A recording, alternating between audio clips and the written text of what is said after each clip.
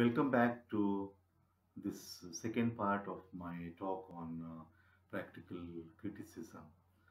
As I suggested in the first part, I intend to read with you two poems in order not to demonstrate how it should be done, but to give you an idea of how one reader, one particular reader, reads the poem, the strategies that he, in the sense I, as a reader, shall be using, and how one can go through the poem and try to understand how there is a whole network of meanings and ideas which come together to give us a particular kind of experience.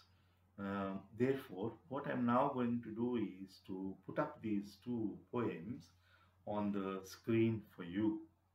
You can pause the video of my lecture, take a screenshot of those two poems, or by any other means, make copies of these two poems and keep the copies with you. Because as we saw in the first part of my talk, close verbal analysis naturally means that you have the poem with you, and as one critic said, as an object you are holding and feeling. Therefore, it's absolutely essential that you have the poem with you. I have selected two fairly simple poems for the reason that I want to lead you into some of the ways in which we can get into the poem. Uh, and of course, once we learn the knack of it, we will be able to do it a little more smoothly. So I'm not giving this as a model reading or as something that you should all be imitating. This is only one reader's attempt to read a poem. I'll read out the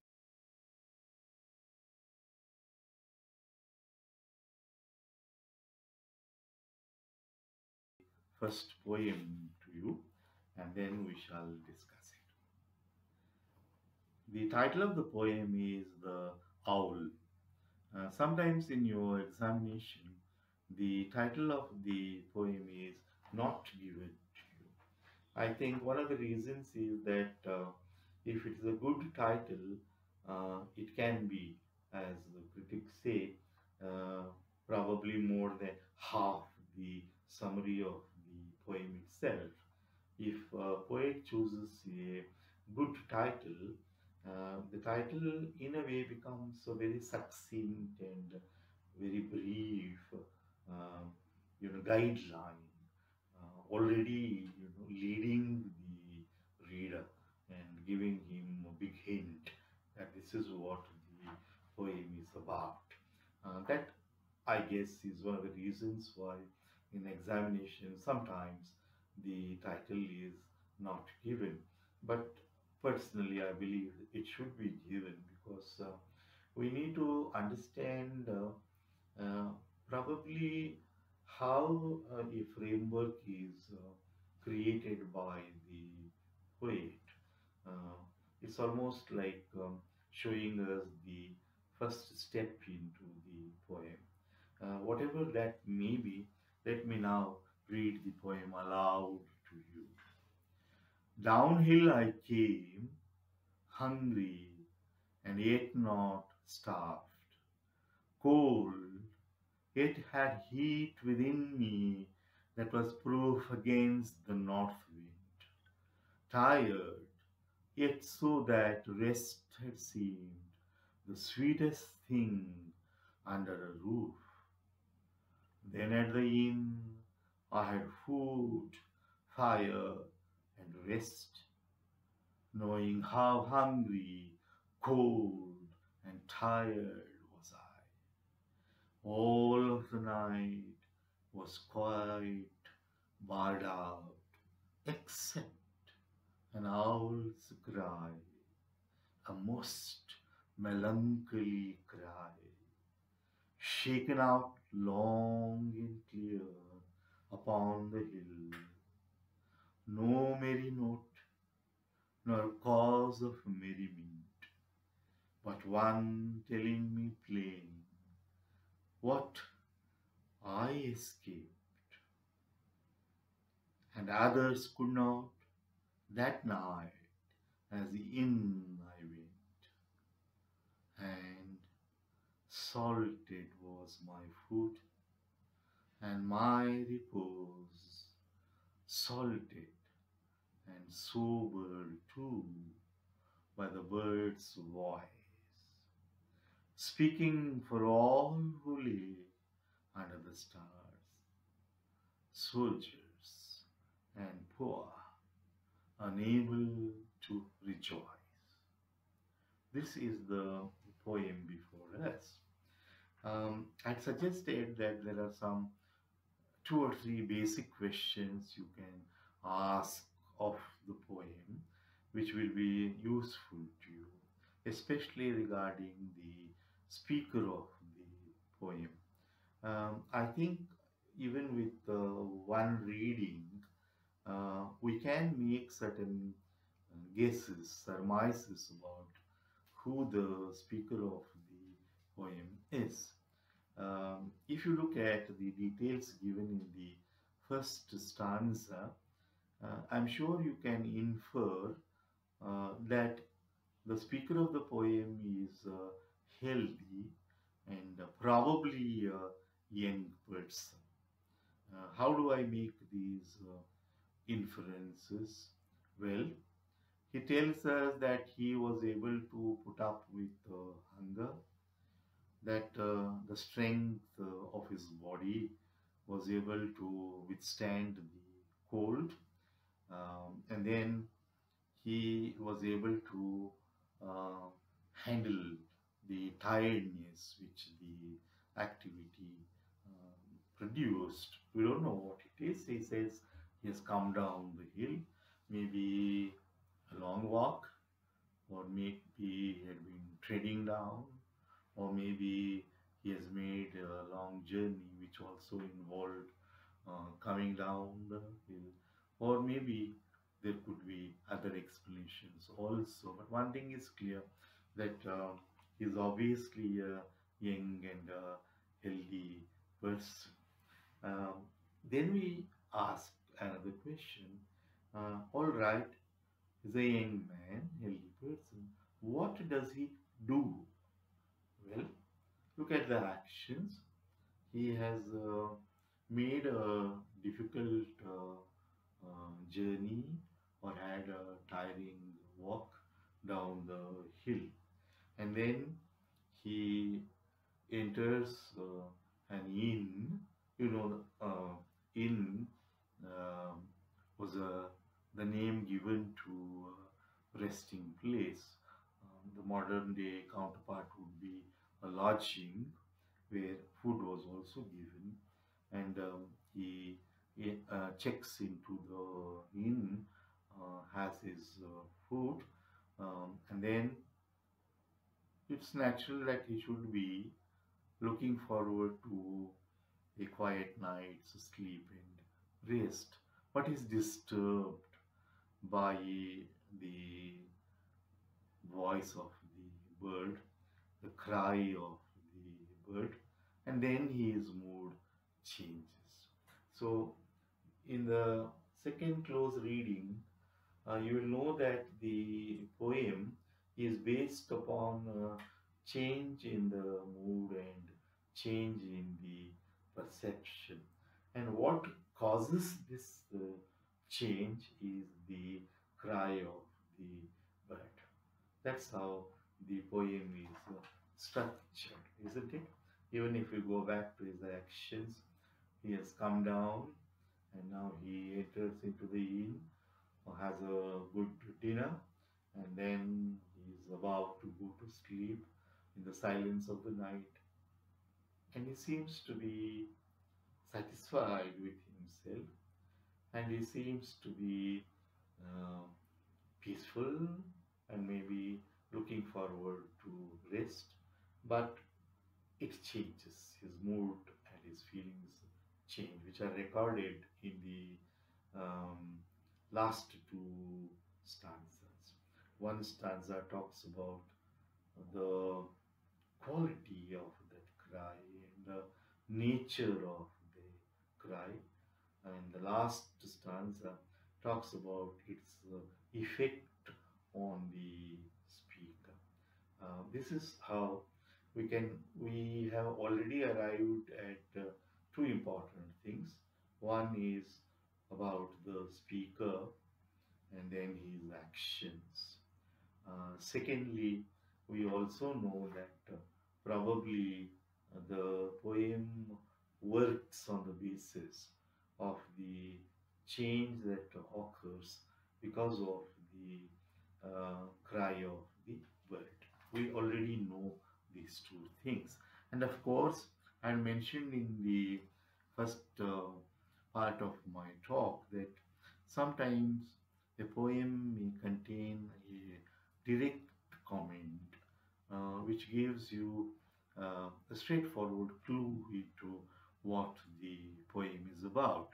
Now, I think this occurs in our poem, especially in the last stanza and then last two lines of the last stanza, where you have more or less a direct statement from the speaker.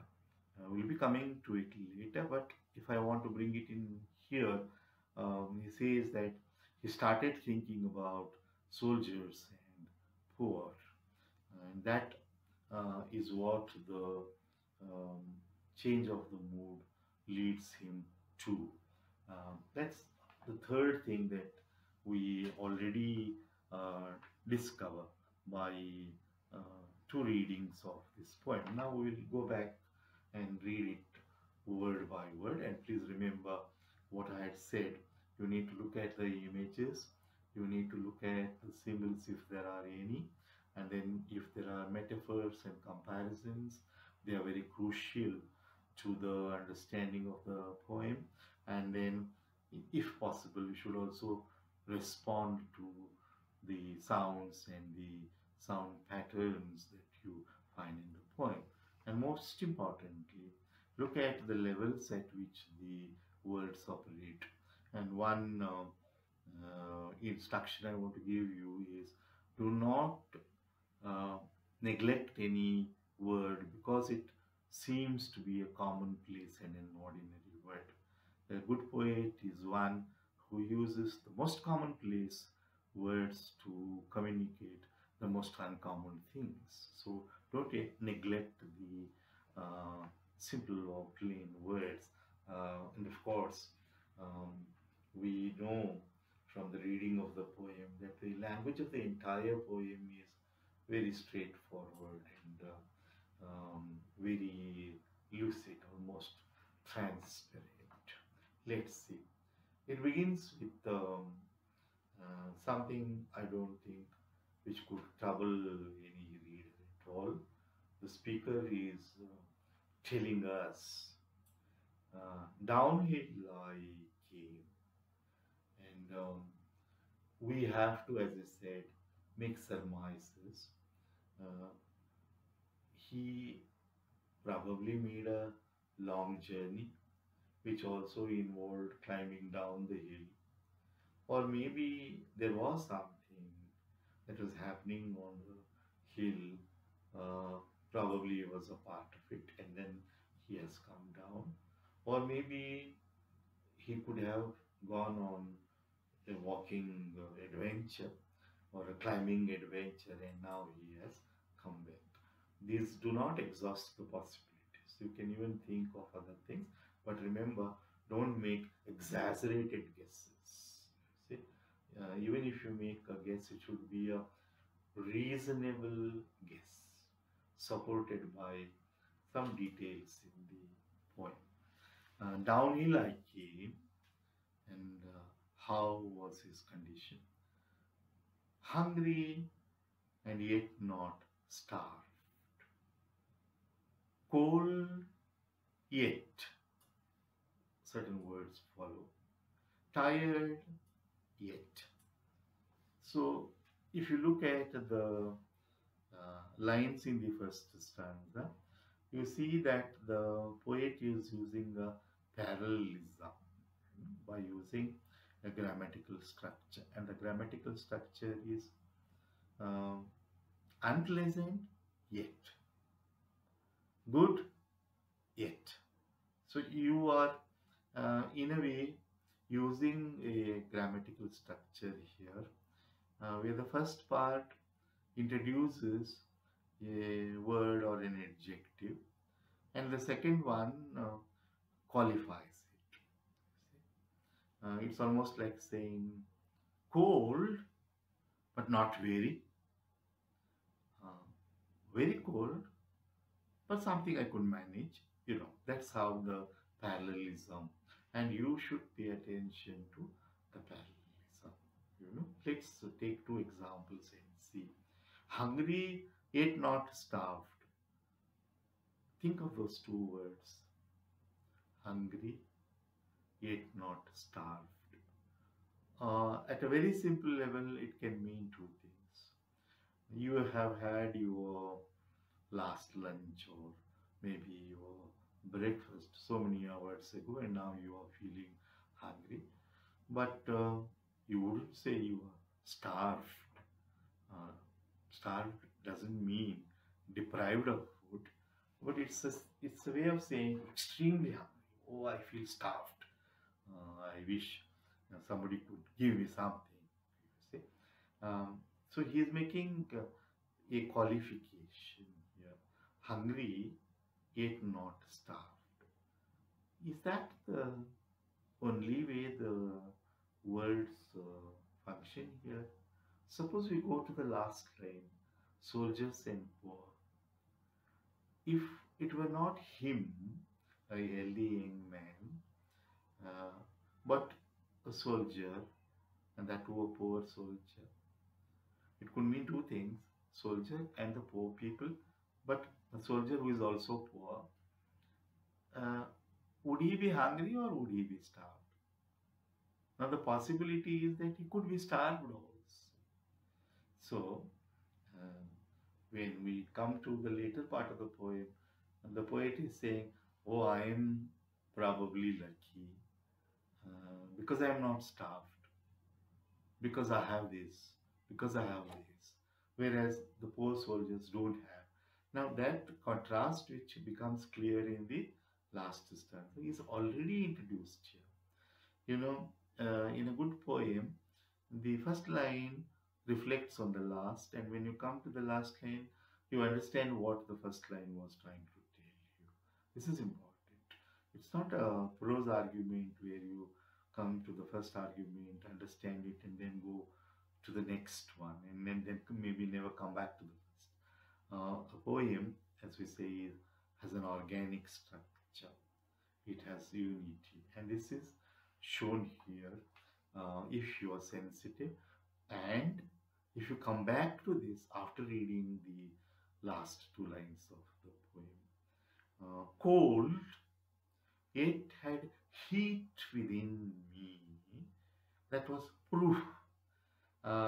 Proof, the word is used in many ways, but sometimes you have to um, make a contextual interpretation. Even if you don't know all the meanings of the word, you can interpret how the word is used here. Please remember this.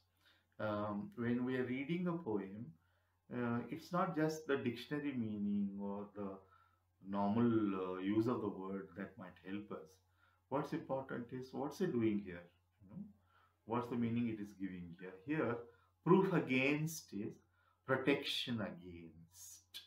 If you are wearing a thick woolen overcoat, you can say, oh, it's proof against cold. Proof is protection against cold. So what is the protection he has against the cold wind? And look at um, the adjective used for the wind. It's a north wind. The north wind, generally suggesting very cold wind.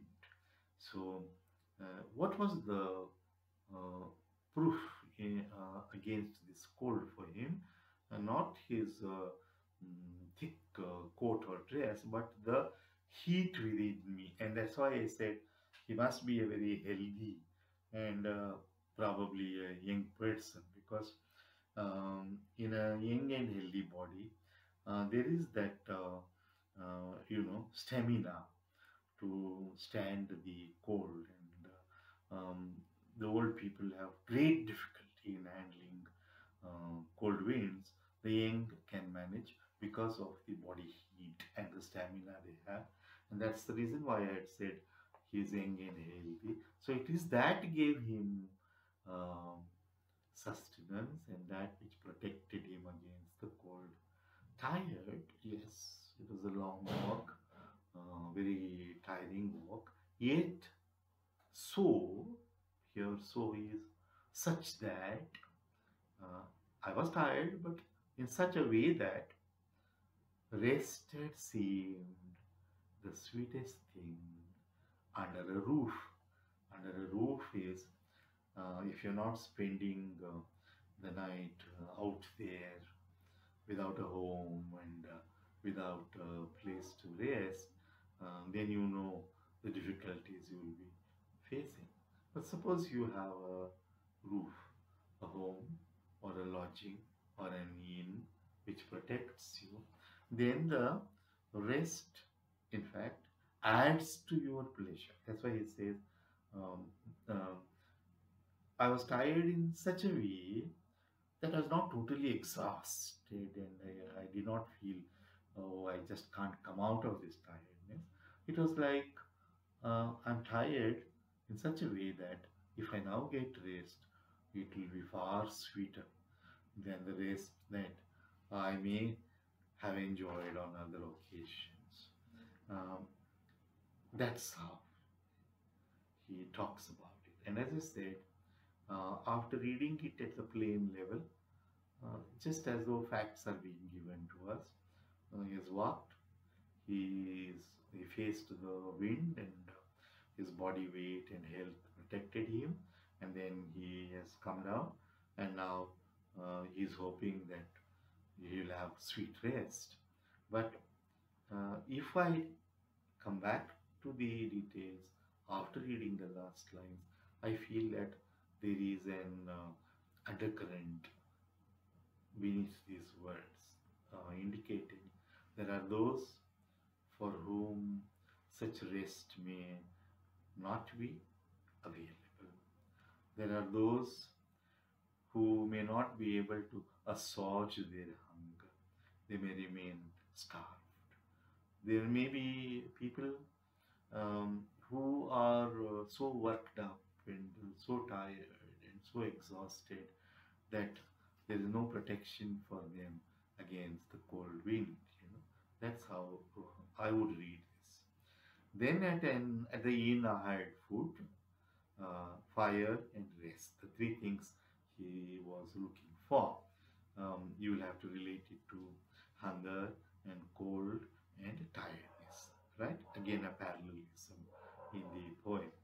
Um, Knowing, once again he repeats it, how hungry and he has food, how cold I felt earlier, there's a fire, now to warm him up, how tired, now rest is awaiting him. This seems to be a peaceful, quiet end to the speaker of the poem on that day, and he's looking forward to a restful night.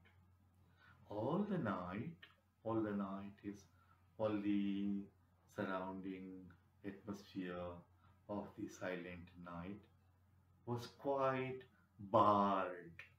Um,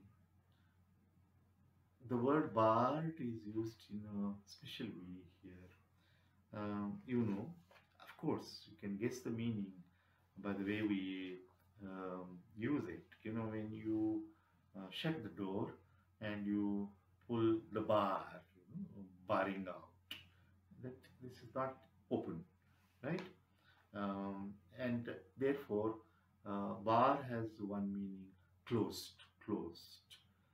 Second is uh, when we say talking to others is barred in the examination hall. Barred is prohibited, prohibited. You're prevented from doing that. Uh, so both the meanings work here. Certain things seem to be prohibited now. There's a beautiful silence and noises, sounds, disturbance. All these are either barred out, they won't come in, they won't disturb the night, they won't disturb you. Second is they are prohibited. It's almost like saying there's no license for no permission for disturbance, etc. See how lovely um, the word appears here, how very appropriate, though it's a very simple word, barred. Except,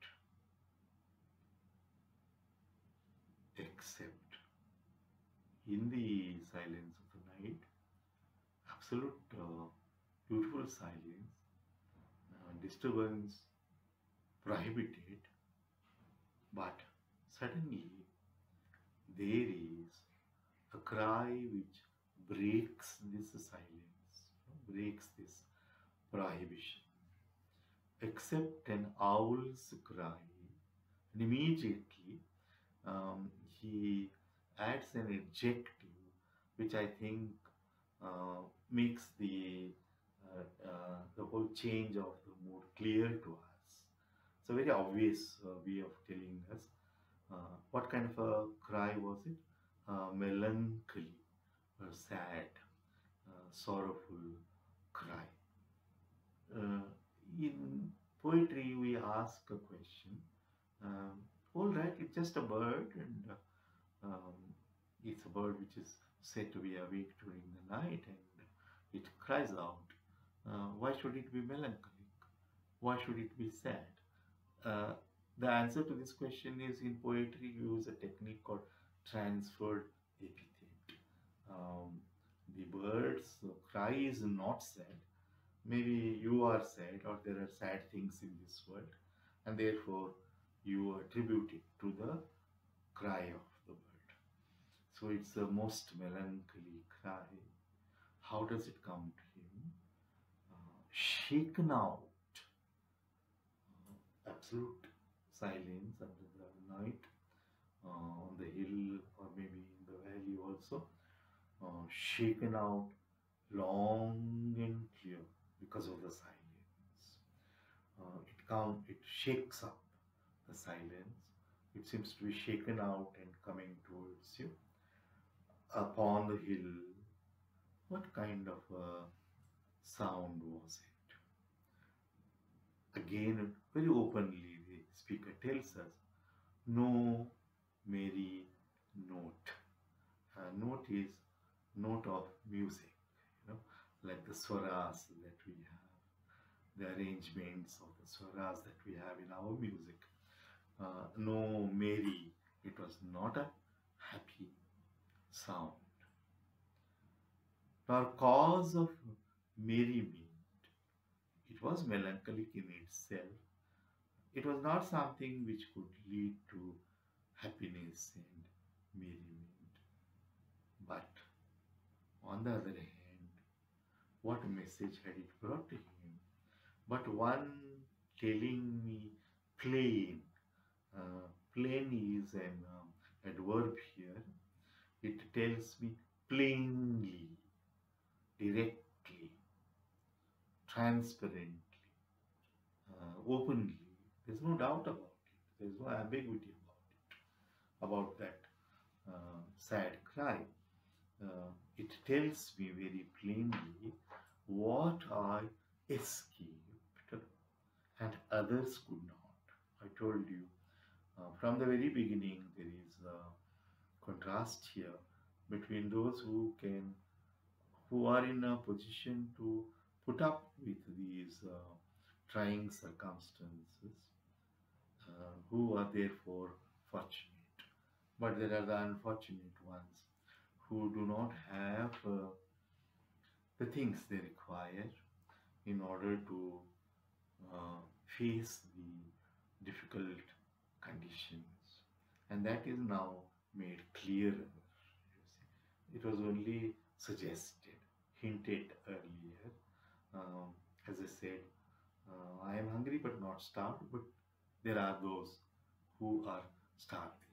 So now it is clearly told to us. Um, the owl told me plainly, look, you have escaped.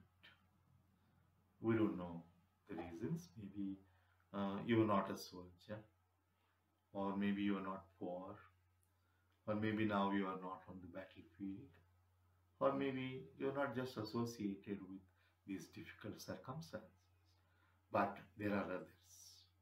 You have to remember them. And others could not, a whole lot of others, they could not escape the cold, the hunger, and the tiredness. That night, as in I went, when I went into the inn, the warm lodging in with food ready for him, I escaped that cold and that hunger, that tiredness, but others could not. And this is what the owl is reminding him. So the owl comes here as a remind that this is how things are. You are fortunate, the others are not, but I'll remind you about them. And I told you, in the very last stanza, we see the change in the mood and then the effect of the sound and the note of warning given by the owl. Here is where I would want you to pay attention to how words are used. And salted was my food. What does this mean? Salted was my food. Is it that he is now going to eat, and because of the sadness and the suffering of the others, reminded by the owl's cry, he is now finding the food salty? No, he has already told us, I had my food, which means the food that he had and enjoyed now suddenly tastes salty. Salted was my food. Look at the way he is using it. When salt in the proper measure is not mixed with the food, we say it is tasteless. It is saltless. Is that what he is saying? No. When you find it suddenly not to your taste and you feel annoyed by that taste, you say there's too much of salt in it. So salt is generally used very positively, isn't it? Even the Bible says so and so was the salt of life, etc. It's generally used positively, but look at the way it is used here. I suddenly felt as though somebody had mixed the food I have already eaten with a lot of salt. Why? Obviously, because now there's a sense of guilt in him. I had this food while so many were starving. That's the meaning of salted. What else was salted, interestingly? And my repose, my rest was also salted. In the sense it was also made not pleasurable. I did now find pleasure in it. And salted and sobered too. My satisfaction was not only salted as I explained, not any longer a pleasure. Sobered. Sobering is, uh, if you are, let's say, very happy, very exuberant, and then something happens and it is reduced and you uh, calm down a little. That's called sobering. You know, we say sobering up, not expressing too much of happiness. So it is sobered now, sobered by the awareness that there are these poor soldiers. Um, and why did the bird's voice do all this to him? Why should it have made him feel uncomfortable, guilty, etc.? The reason is given here by the bird's voice speaking for all those. It came to me like a representative voice, the voice of all those who have to sleep under the stars. Remember, he's not describing something very romantic where you lie down watching the skies over you. No. These are people who have to lie down under the sky because they have no place to sleep in, no shelter, no roof above them. Um, they are soldiers and poor. I said poor soldiers. That could be probably the correct one, but one may not be very wrong in saying soldiers and also the poor. And how does he describe them? Unable to rejoice. Why? Because of too much of cold, too much of starvation, too much of tiredness. They are not able to rejoice. That's one meaning. The other is they are in circumstances which do not allow this. That's the way in which I would read this poem. I think if you agree with it, your essay should certainly mention um, the nature of the speaker, what we know about him, and how we know about it, and then his actions, and then most importantly, the sudden change in the mood. So how are you going to write it? Just a few suggestions before we move on to the other poem. Um, it's better that you don't start by stating the theme of the poem. Don't start by saying this is a poem about awareness of suffering of other people.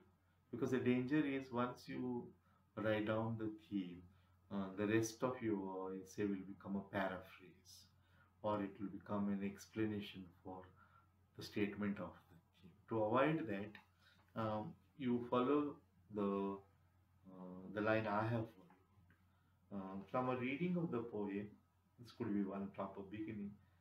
We know that the speaker of the poem, whose voice we hear, is probably young and healthy because you give the evidence. In practical criticism, the most important thing is um, you are saying something, you have made an inference and you are saying it, support it with the word. There are two ways of doing it. Directly comment on the words that help you to come to this conclusion, or at least put it in the bracket.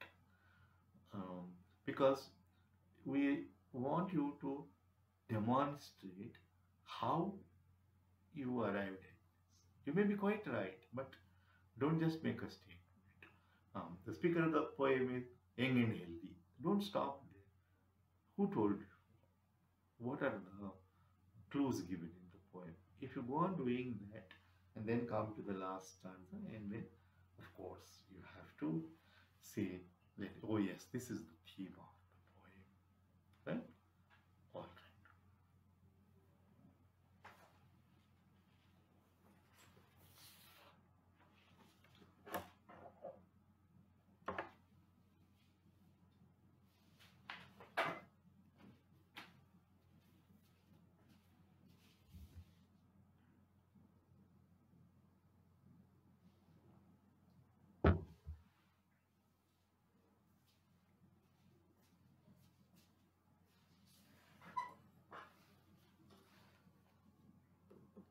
We'll now move on to the second poem. I hope you have a copy of the poem with you. And since we have already read one poem, um, without a long preamble, I'll straight away go to the poem. The title of the poem is Come In, and I'll read the poem out to you. As I came to the edge of the woods, thrush music, hark! Now, if it was dusk outside, inside it was dark. Too dark in the woods for a bird by slit of wing to better its perch for the night, though it still could sing. The last of the light of the sun that had died in the west still lived for one song more in the thrush's breast. Far in the pillared dark, thrush music went, almost like a call to come in to the dark and lament. But no, I was out for stars.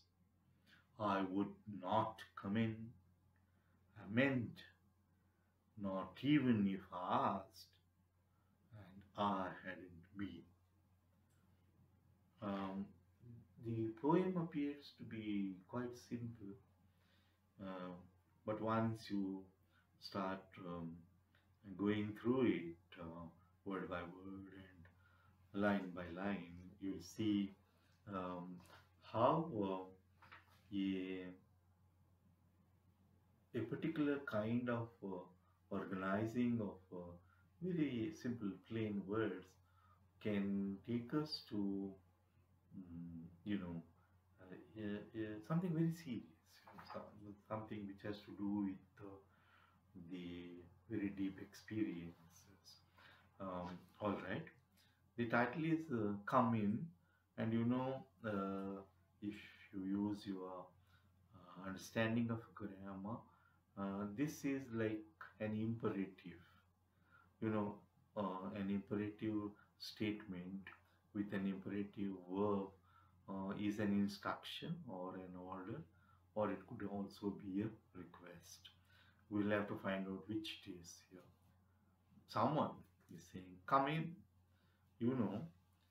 There must be at least 8 to 10 ways in which you can say this politely, impatiently, angrily, and attractively. You can do it in many different ways, and how you would say it would be the meaning of the poem. I mean, at least one very important part of the poem is on how we read this. Is it an invitation?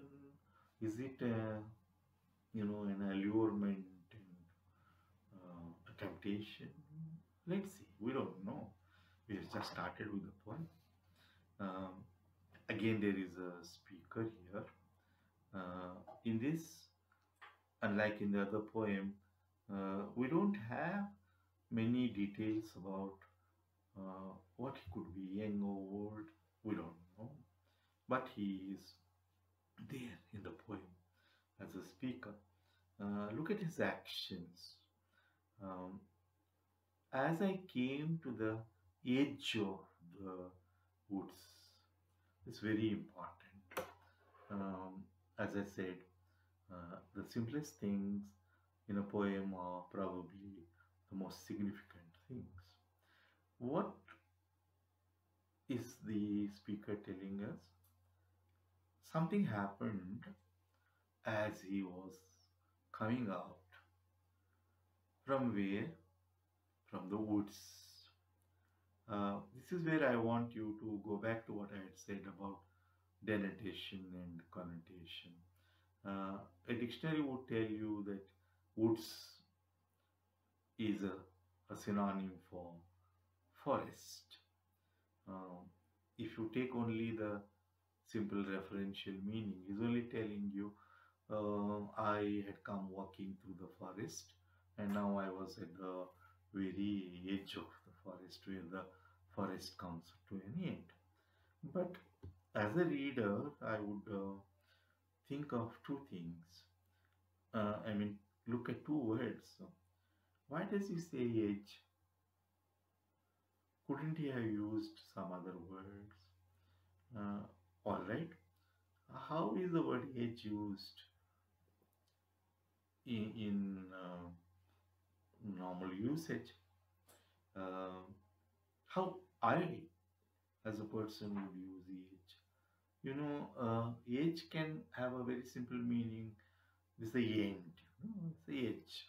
This is the end of the forest, and then the forest comes to an end, and you may take a path from there. Uh, but it also has the suggestion of a place where things change, and it can also mean a place where you may have to make a choice. Um, Unless you are very determined and you don't know what you are going to find or in what you are going to enter, if you're at the edge, it's a stage where there are choices, going back or going forward. So I would not say everything here, but somewhere I would keep that word. As critics point out, these are the important words which get hooked into you. They will remain with you till you come to the end of the poem. Edge of the woods. Woods could have been forest. Came to the edge of the forest. Does woods have connotations, suggested meanings, associations? Yes, of course. Um, you may have heard of people saying, I feel I'm in the woods. I have now not come out of the woods.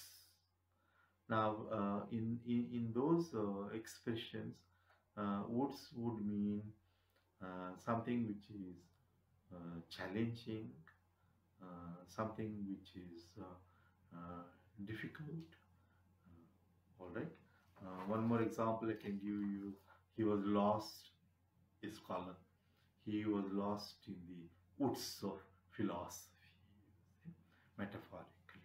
So this word will also remain with me. Was he in the woods? What does the wood suggest here? I will definitely keep that with a question mark in my mind. Edge and then woods. Uh, is that a metaphor for some kind of experience? I don't know. I have to read the poem to understand it. And what happened? Just when he came to the edge and about to cross over, thrush music. He suddenly hears the sound of the bird, the thrush bird. It's again a very common bird and known for its song. And the song, the music of the bird song is heard exactly when he is at the edge, just when he is moving out of the woods into something. That's again important. I have already told you it's a place where you may have to make a choice. That's where the thrush music comes. Hark, the word hark with an exclamatory sign. It suggests that it was unexpected, it came as a surprise, and the third is also the effect it makes. Hark, hark, listen. There is the music of the bird. Now, what kind of atmosphere was that? What part of the day it was? Now, if it was dusk outside, and actually If you are at the edge of the forest, as in the first line, then outside would mean outside the forest. Okay. Um, well, now if it was dusk outside, inside it was dark. It's towards the end of the day, and then this is the time between the end of the day and the descending of the night. But there's still some light outside, but inside it is already grown dark. Again, I think you already know that the poet is bringing certain contrast. I want to suggest to you that good poems are made out of these contrasting images and words. We already have two sets here. One is inside, outside. Inside the woods, outside the woods. Dark inside, dusk outside. What is he talking about? Don't you start feeling right here that, oh no, this is not just a description of somebody coming out of the forest. It must be a metaphor. It stands for something else. So this alerts me, and I start looking at possible meanings of these things: inside, outside, dark, dusk. Um, and how dark was it inside the forest? He gives an example. This is compared to other stanzas a bit difficult, but you, as I said in the first section, visualize it. He's saying, look, it was so dark inside that um, a bird, by sleight of wing, by trick, of flapping wings, when a bird wants to climb up, it flaps its wings. And he's saying by this trick, at other times maybe it could have found a perch. Perch is where it can sit or sleep, or maybe on the branch of a tree. Maybe at other times, the bird could flap its wing and find a higher and a better place on the branch and go to rest. But since it was so dark, a bird couldn't do this. It wouldn't be. It would be too weak. It can't be. I mean, just the flapping would be too weak. It's so dark. That, I think, is how the darkness is being emphasized. To better its perch. Perch is a place where you can sit and sleep or rest. It couldn't find a better place because it's already become very dark for the night, though it could still sing. This again should make us think. Uh, why did the speaker hear the sound of the thrush music exactly when he was just coming out? Is he trying to tell us, think about it, something happened? Was he giving us a hint? And then it's dark inside, but the bird can sing. And he's already told us by using the word music that's very attractive. It's so attractive that maybe you would want to go in, and listen, but dark. Look at the two contrasts here. It is dark, but also attractive. That's why it's not an easy choice. Maybe one step you're putting back into the woods because of the music. One step you're putting ahead out of the forest because it's too dark inside. Such are things, situations we find in life, isn't it? Let's not philosophize it, but let's say this could be a way of talking about those things indirectly, where you have to make choices. Still lived. Okay. The last of the light of the sun that had died in the west. You're gradually moving into something more serious, uh, more challenging. What is the word that should catch your imagination? Look at this. The sun had died in the west. He doesn't say set in the west, died. Somehow the idea of death is being brought in here, and that is associated with, I told you, associations of the words. Dark inside, so dark that the bird cannot find a better place. And then comes this description, last of the light, and then there is also uh, death of the sun or the light. But though the sun has died and then the last of the rays of light are seen, the last ray is still there. For what? It still lived for one song more in the thrush's breast. It could be interpreted in two ways. You are poetically describing it by saying, even the last ray of the light in the dusk uh, was waiting for one song. Or maybe he's also saying, if you look at the structure of the line, it still lived for one song more in, he's saying, in a thrush's breast. Remember, the bird can sing even if it can't see in the dark. It has a song, it has a music, despite the darkness there. And maybe this is one last ray, which is like the last remaining song for the day, at least in the heart of the bird. Far in the pilloried dark,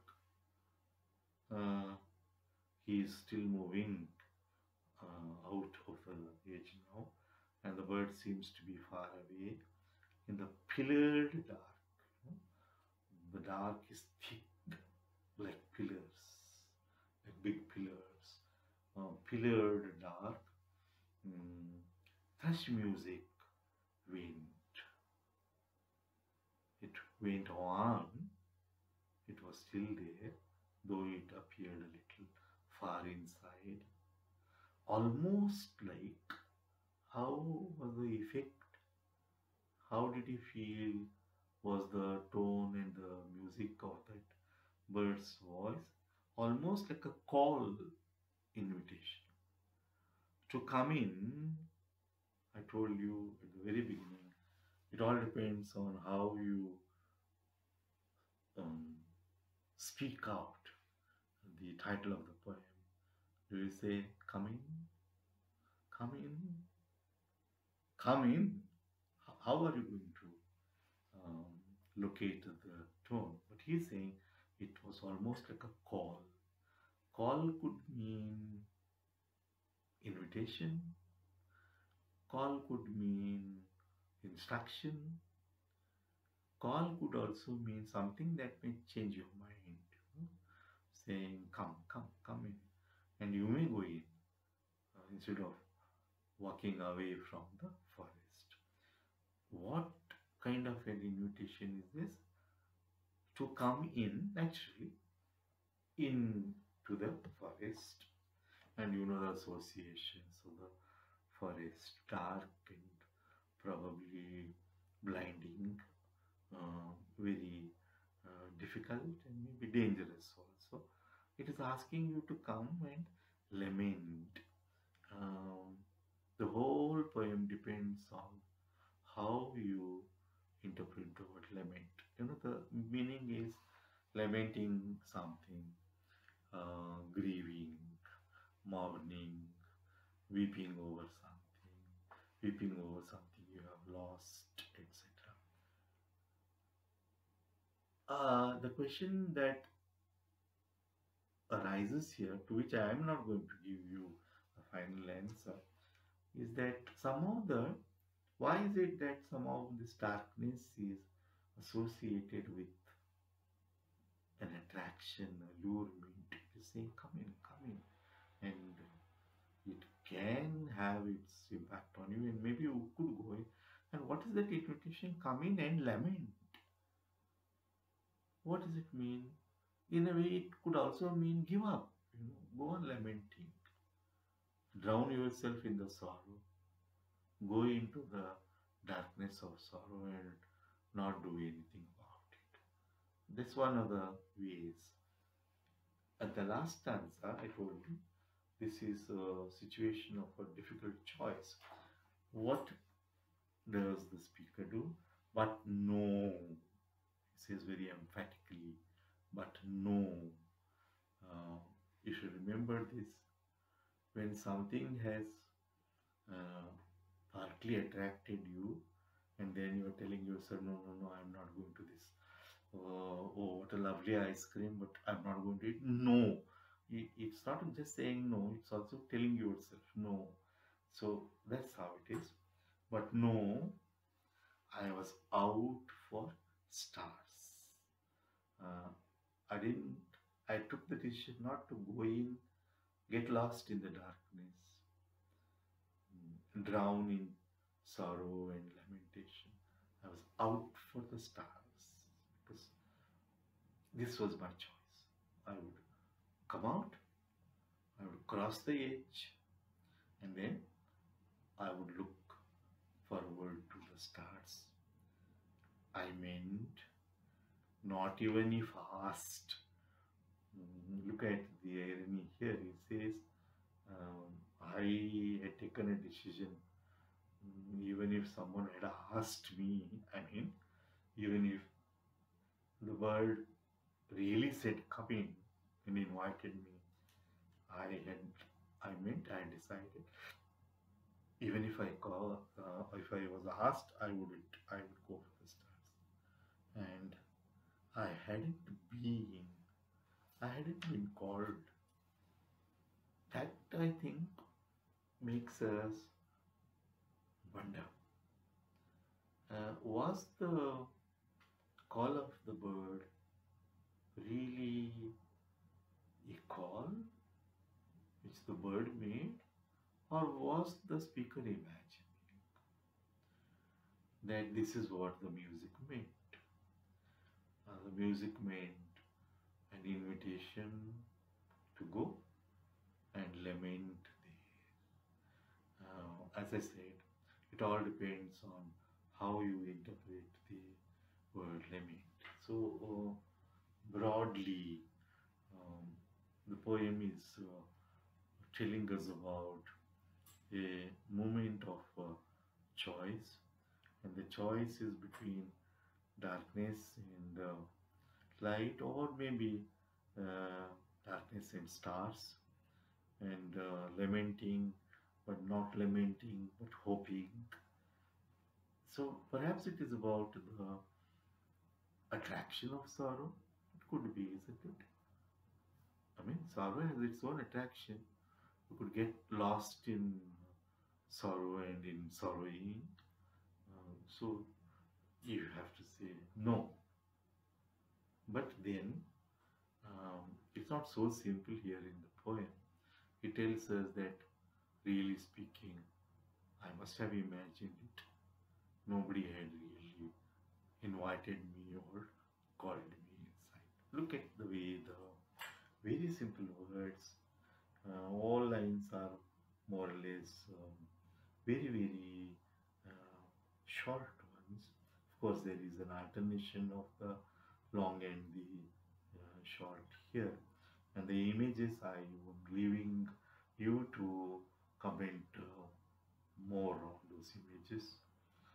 The thrush, the woods, the stars, the dusk, these are the very major images here. Then the use of the words woods, and then died, the sun died, the sun, the light died, and then pillared dark. It's a metaphor. Darkness like a pillar, big and huge. Then the word lament, so very central to the whole poem, right? This is how I would read this poem, and of course, there are better ways of reading the poem. I hope you will come out with one such.